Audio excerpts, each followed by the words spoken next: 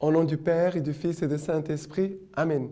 Grande joie d'être là avec vous. En ce mercredi 1er septembre, nous commençons un nouveau mois et chaque mercredi aussi, nous avons toujours un cœur reconnaissant envers ceux qui sont les bienfaiteurs de notre communauté, mais aussi nous pouvons tous ensemble rendre grâce à Dieu pour sa providence. Alors c'est très important d'avoir un cœur d'action de grâce et aussi pour la providence du Seigneur dans nos vies. Alors, la première lecture d'aujourd'hui, c'est Colossiens, chapitre 1er, chapitre 1, versets 1 à 8. Paul, apôtre du Christ Jésus, par la volonté de Dieu, et le frère Timothée, au sein de Colosse, frères fidèles dans le Christ, à vous grâce et paix de par Dieu notre Père. Nous ne cessons de rendre grâce au Dieu et Père de notre Seigneur Jésus-Christ, en pensant à vous dans nos prières. Depuis que nous avons appris votre foi dans le Christ Jésus et la charité que vous avez à l'égard de tous les saints, en raison de l'espérance que vous est réservée dans les cieux. Cette espérance, vous en avez naguère entendu l'annonce dans la parole de vérité, l'Évangile, qui est parvenu chez vous, de même que dans le monde entier, il fructifie et se développe.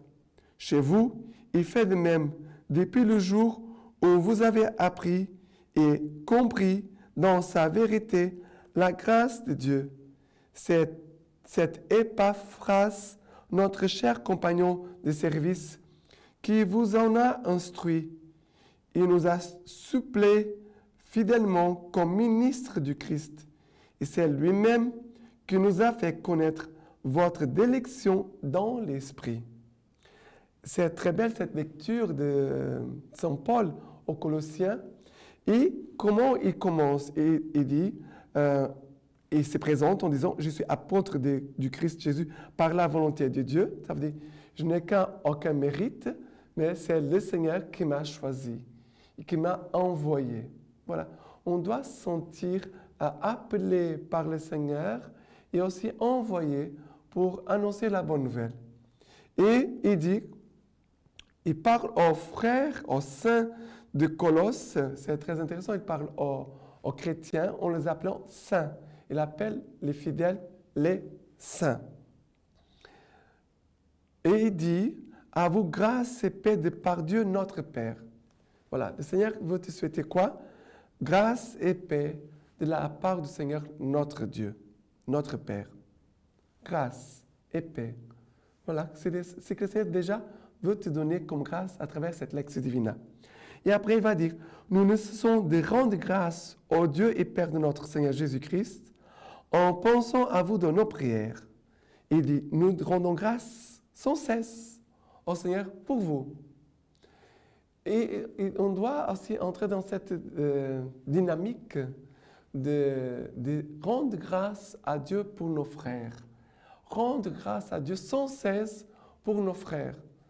On pourrait même dire pour les gens de nos familles, pour les membres de nos paroisses, de nos communautés.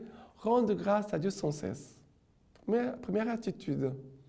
Et après, il va dire, depuis que nous avons appris votre foi dans le Christ Jésus et la charité que vous avez à l'égard de tous les saints. Votre foi, ils donnent un bon témoignage de foi, aussi un bon témoignage de charité à l'égard de tous les frères et sœurs, et aussi en raison de l'espérance que vous est réservée dans les cieux. On trouve ici foi, espérance et charité. Les trois vertus théologales que nous avons tous reçues au jour de notre baptême. Et sont ces trois vertus théologales, foi, charité et espérance, ces trois vertus veulent conduire notre vie chrétienne, comme chrétiens que nous sommes, mais en tous les domaines de notre vie. Laissons-nous conduire par l'Esprit Saint qui va nous faire vivre dans la foi, en posant des actes de foi, aussi des actes d'espérance et aussi des gestes de charité. Voilà. On pourrait parler d'autres choses ici, mais je pense que c'est déjà très bien ce que le Seigneur nous parle ici au début de cette lettre aux Colossiens. Maintenant, par rapport au psaume, c'est le psaume 52 qui nous dit ceci. Et moi, comme un olivier verdoyant dans la maison de Dieu, je compte sur l'amour de Dieu, toujours et à jamais. Je veux te rendre grâce à jamais, car tu as agi. Et j'espère ton nom, car il est bon devant ceux qui t'aiment. Voilà, il dit, le psalmiste, il dit, je suis comme un olivier verdoyant. Ça veut dire toujours vert, n'est pas fané, n'est pas sec. Pourquoi? Il dit, je me trouve dans la maison de Dieu. Première chose, je ne suis pas tout seul, je ne suis pas isolé. Et je ne vis pas ma foi dans un coin, dans moi, parce qu'il y a des gens qui disent, j'ai ma foi, je la vis comme ça. Non, non, non. Nous vivons notre foi en Église avec d'autres frères et sœurs, les saints dont parle Saint Paul. Et aussi, il dit, voilà, moi, comme un olivier verdoyant, dans la maison de Dieu, dans son Église, je compte sur l'amour de Dieu toujours et à jamais. Ça veut dire, le psalmiste, il nous dit, j'ai toujours confiance. Je garde toujours confiance dans l'amour du Seigneur, toujours et à jamais. Parce que je sais que le Seigneur est toujours présent, il m'accompagne, il conduit toutes choses. Je garde mon cœur toujours en paix. En paix. Parce que c'est l'amour du Seigneur qui conduit ma vie. Le Seigneur m'aime d'un amour éternel. Son amour est depuis toujours et pour toujours. Et c'est de cet amour que je me nourris, que je vis et que je peux aussi grandir dans la foi, dans l'espérance et dans la charité. Et maintenant, par rapport à l'évangile d'aujourd'hui, c'est Saint Luc, évangile de Luc, chapitre 4. Partant de la synagogue, il entra dans la maison de Simon. La belle-mère de Simon était en proie à une forte fièvre, et ils le prièrent à son sujet. Se penchant sur elle, il menaça la fièvre, et elle la quitta. À l'instant même, se levant, elle les servait. Au cœur du soir, tous ceux qui avaient des malades, atteints des maux divers, le lui amenèrent, et lui imposant les mains à chacun d'eux, il les guérissait. D'un grand nombre aussi sortaient des démons, qui vociféraient en disant, « Tu es le Fils de Dieu !» Mais les menaçant, il ne leur permettait pas de parler, parce qu'ils savaient qu'il était le Christ. Le jour venu, il sortit et s'y rendit dans un lieu désert. Les foules le cherchaient et, l'ayant rejoint, elles voulaient le retenir et l'empêcher de les quitter. Mais il leur dit, aux autres villes aussi, il me faut annoncer la bonne nouvelle du royaume de Dieu, car c'est pour cela que j'ai été envoyé.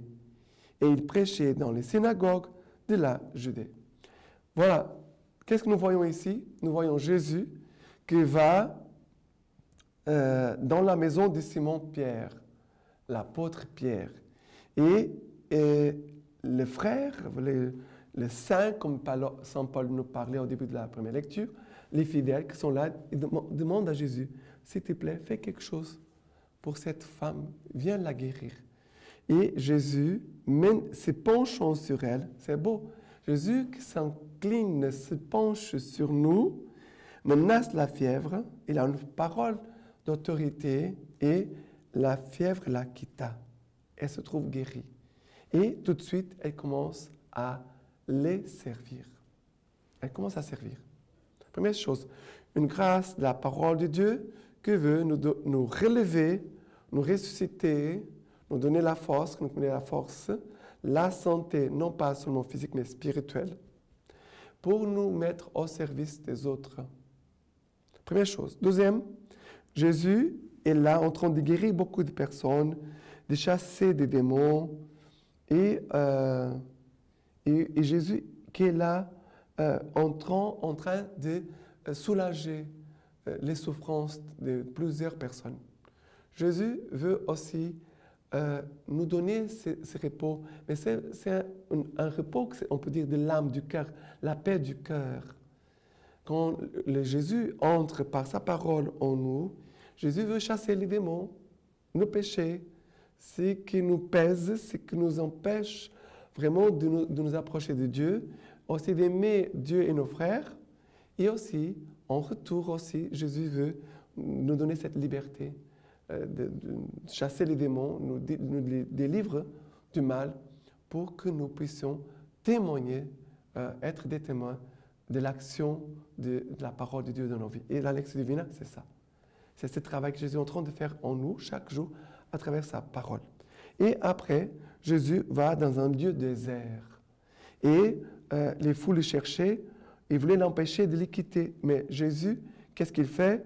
Il dit, je dois aller encore dans d'autres villes pour annoncer la bonne nouvelle. Jésus ne peut pas s'arrêter. Jésus passe tout le temps pour annoncer la bonne nouvelle. Et Jésus, quel verbe, la parole éternelle du Père, qui vient à notre rencontre chaque jour pour nous convertir, nous sauver, nous aimer et aussi de faire de nous des saints, comme disait Saint Paul. C'est la parole de Dieu qui nous sanctifie. Et Jésus, voilà, qui passe partout pour rencontrer l'homme perdu, la brebis perdue, pour la ramener à nouveau dans son bercail, dans son église.